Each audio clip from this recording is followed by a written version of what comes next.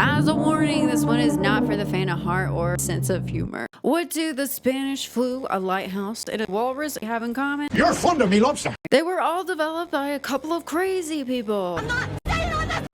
No, but really, they were all developed under A24 Studios. This video has been taken over by the power of 24. Don't worry, we're not doing math in this video. Math is a really cool thing. Now that would be a horrifying video. Sounds like an A24 film. A24 Studios has become undeniably one of the most influential and recognizable names in the world of independent cinema, known for producing and distributing a wide range of critically acclaimed films. Today, we're exploring some of my favorite horror films from this indie studio gone mainstream power player in film production. Make sure you have your brain turned to confusion because we're about to get weird. Before we go into detail about some of my favorite A24 horror faves, let's give some background on the studio that rose from the indie background to mainstream foreground. A24 was founded in 2012 by Daniel Katz, David Finkel, and John Hodges. The founders started A24 with the goal of creating a company that could effectively bridge the gap between indie film production and mainstream distribution. They wanted to support filmmakers with unique voices and bring innovative and boundary-pushing films to audiences that might otherwise go unnoticed. A24's commitment to unconventional storytelling established its reputation as a studio willing to take risks on distinctive, auteur-driven films. Hey, you know, that sounds familiar. A deep commitment to unconventional storytelling and willing to take risks, almost like subscribing to this channel, like in this video. A risk that's not really a risk, but a safe bet that you'll be entertained, or at least aroused, in an emotional sense, gooners. So, considering only 6.6% of you are subscribed, I'd be denying my commitments to the craft if I didn't tell you to like this video and subscribe to the channel. If you don't, a guy in a walrus suit's gonna show up at your window. Kidding. But seriously, do you want to take that risk? Now let's get to why you're really here. Let's talk about some of my favorite A24 horror films. And hear me out, okay? Hear me out. Starting with the most infamous dancing woman in a red dress. Am I a joke to you? Second most infamous. Pearl is a psychological horror film that serves as a prequel to the 2022 film X, both directed by Ty West and produced by A24. Set in 1918 during the Spanish flu pandemic and World War I, the film focuses on a young Pearl, played by Mia Goth, who is trapped on her family's isolated farm, yearning for a glamorous life in the pictures. Pearl's frustrations with her mundane existence and controlling parents lead her down a dark path as she starts to embrace her violent tendencies. The movie dives into the origins of the character Pearl, a pivotal figure in X, and is heavily inspired by classic Hollywood films,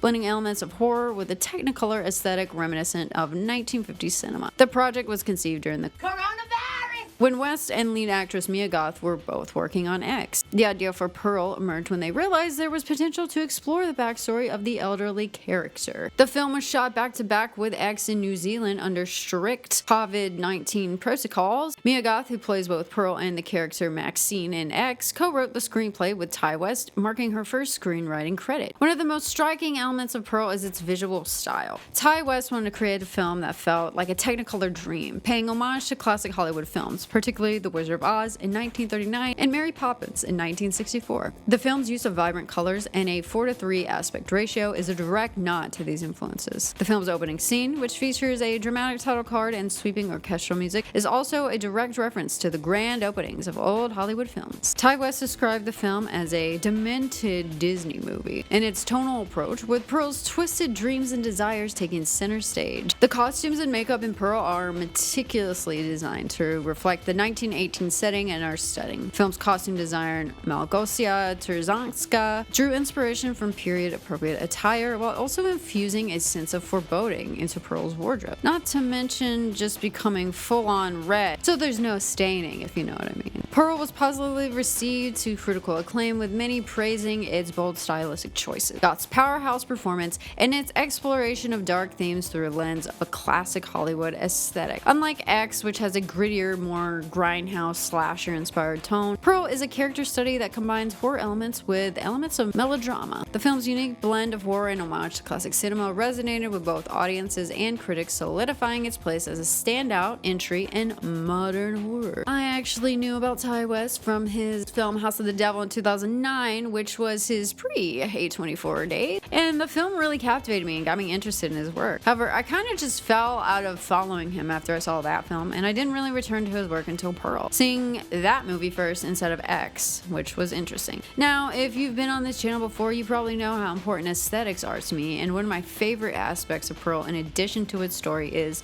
you guessed it, the aesthetics. Honestly, as soon as the film opened, I was like, oh yeah, old Hollywood vibes. We're playing the credits in the beginning with fancy slanty cursive text, and just the kind of pastoral gothic appeal that it has is just so good. I also really love this film because it's not really scary, but you know, that's just me. My comfort movie, after all, is Hellraiser. Demons to some, angels to others. It's actually hilarious, and I love watching it because it comes across as so campy. That's another aspect of film I love, the campiness. This has got to be the modern day and highly self-aware mommy dearest of horror.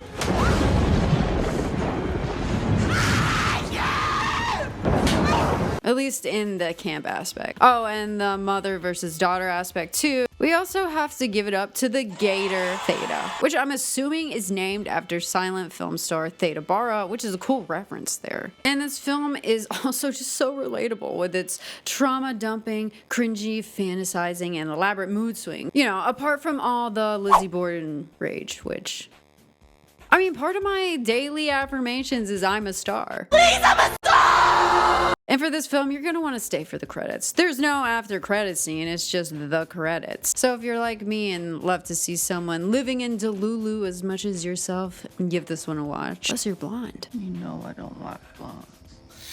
Now, the movie that made me realize I've always had the need to go to the top of a lighthouse. Lighthouse is a psychological horror film directed by Robert Eggers, who co-wrote the screenplay with his brother Max Eggers. Set in the late 19th century, the film follows two lighthouse keepers, Thomas Wake, played by Willem Dafoe, and Ephraim Winslow, played by Robert Pattinson, who are stationed on a remote New England island. Over the course of their 4-week shift, the two men are subjected to increasing levels of isolation, tension, and psychological torment. Wake is the grizzled, domineering veteran who closely guards the light, while Winslow, the younger and more reserved newcomer, becomes increasingly obsessed with the mysterious light and his own deteriorating sanity. As the days drag on, the men are trapped in a battle of will, hallucinations, and primal instincts, culminating in a nightmarish descent into madness. After the success of The Witch in 2015, Robert Eggers sought to create another historically accurate atmospheric horror film. The Lighthouse was inspired by various maritime myths and stories, including an unfinished short story by Edgar Allan Poe entitled The Lighthouse, initially manifested from Max Eggers' script inspired by the tale. As the brothers developed the idea, the story evolved significantly, moving away from Poe's original concept. This was filmed in Nova Scotia, Canada, specifically at Cape Fortune, a rugged and desolate location that perfectly captured the isolation and harsh conditions essential to the film's atmosphere. The crew had to deal with the challenges of transporting the equipment to and from the site, which was often difficult due to the rough and uneven terrain. This isolation added to the atmosphere of the film, but also meant that the crew had to be largely self-sufficient during the shoot. The production team built the lighthouse from scratch on Cape Fortune's site, constructing it to resemble the authentic 19th century structures, as no existing lighthouse fit the filmmaker's needs. One of the most distinctive features of the lighthouse is its use of nearly square 1.19:1 aspect ratio, which gives the film a boxed-in, claustrophobic feel that reflects the character's confinement. The black and white cinematography, shot by Jarin Blaschke on 35mm film, always appreciate that, was inspired by 20th century photography, particularly the work of F.W. Murnau and other silent film directors, which makes sense why he is responsible for the Nosferatu remake that I still have been meaning to watch for you. In addition to its look, the dialogue in The Lighthouse is dense, archaic, and poetic. I'm drunk. I'm drunk. I heard me. Be drunk. You ain't it? You're fond of me, lobster. You don't like me cooking. Oh, don't be such an old bitch. Heavily influenced by period writings and seafaring folklore, Robert Eggers, who has a background in theater and literature, crafted the script with an ear for historical authenticity, even consulting academic experts to ensure that the character's speech was accurate for the time period. The sound design of The Lighthouse also played a significant role in creating its oppressive atmosphere. The blaring foghorn, crashing waves, and howling wind are as much a part of the film as the visuals. It was meticulously crafted to enhance the feeling of isolation and madness by sound designer Damien Volk. And another interesting aspect to this film is that it was shot mostly in sequence, which, if you didn't know, is rare in filmmaking. Since its release, The Lighthouse has been praised as a modern classic in horror and psychological thriller cinema.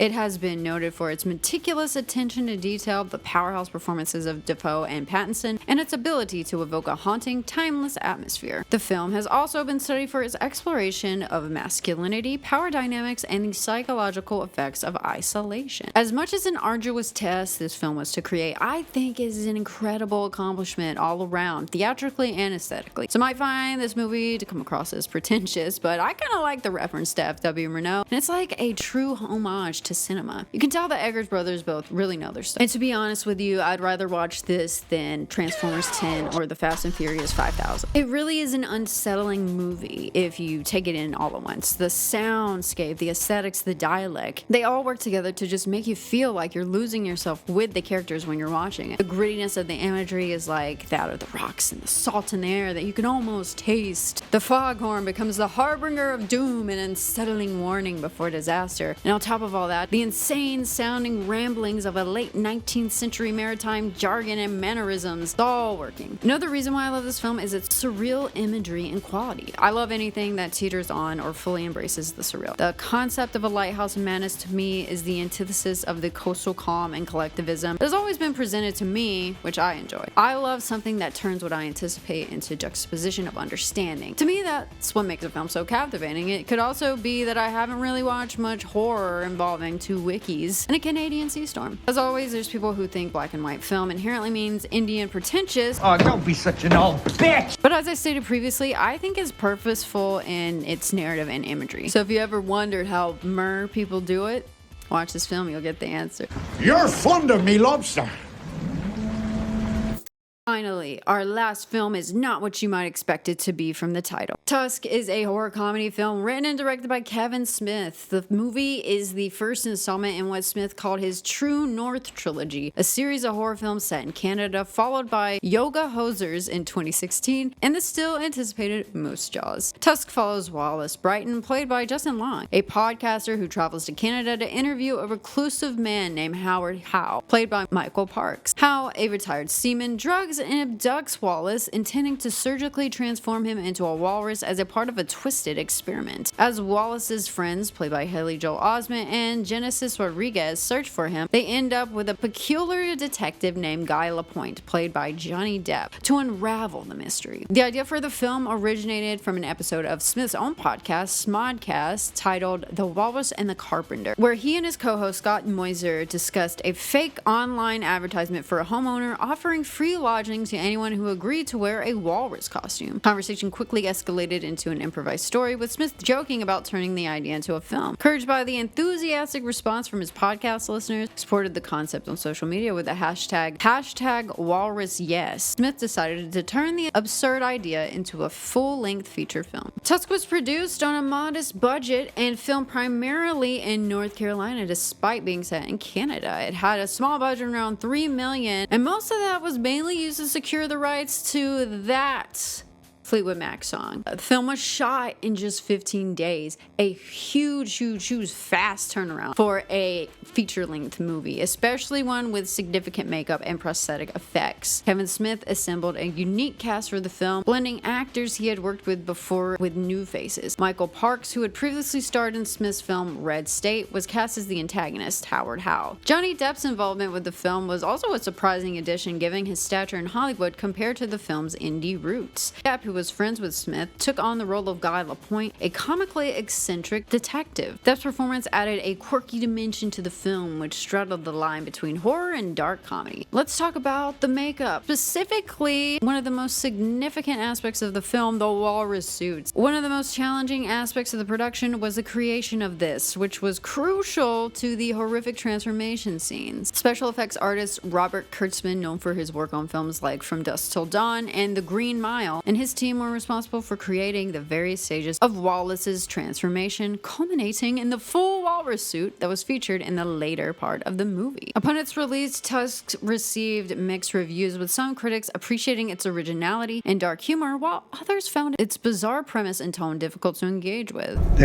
Despite the polarizing reception, the film has developed a cult following over the years. Seeing this film was like a fever dream, far before I saw the gratuitously ridiculous film known as The Human Centipede in 2009 and the insane visuals of Skins in 2017, Tusk was there. I was amazed and confused about what was unfolding before my eyes because I really didn't and still don't really know who Kevin Smith was and had no idea of its origins. So regardless, it has some pretty awesome practical effects, and in the era of CGI takeover, which doesn't bother me too much, is refreshing to see, even if it does mean seeing a man getting turned into a walrus by another man. I don't know if this film is actually good. I haven't watched it in a long time, or if it's just unique because of its outrageous and peculiar concept and great practical effects. I can at the very least say that it is memorable. Plus it's kind of hilarious in a sick sort of way because of the absolute absurdity of it all. And that's why I really like it, because nothing tickles my test quite like the humor and depictions of absurdism. So give this film a try,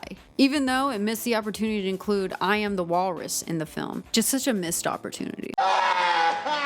While A24 Studios began as an indie studio pushing out films in the underground, they have made their way to the mainstream, competing with blockbuster studios and earning significant accolades in the world of cinema. Their films are diverse in genre, but deliver a unique and distinct presence amongst modern-day filmmaking. These are just some of my favorite A24 horror films, but there's many other A24 films I love. Just can't fit them all into one video. Anyway, hope you enjoyed this video. If you did, make sure you give it a like, subscribe to the channel if you're not already, and tell me what your favorite A24 horror movie is. If you don't have one, tell me what your favorite A24 film is. If you don't have one of those, tell me which A24 film you hate the most. Anyway, thank you so much for watching. Stay safe, and I will see you in the next video. Bye. Also, I just have to say it. Why does Robert Pattinson just have to like bust one out in almost every movie he's in? Like, do directors just like that?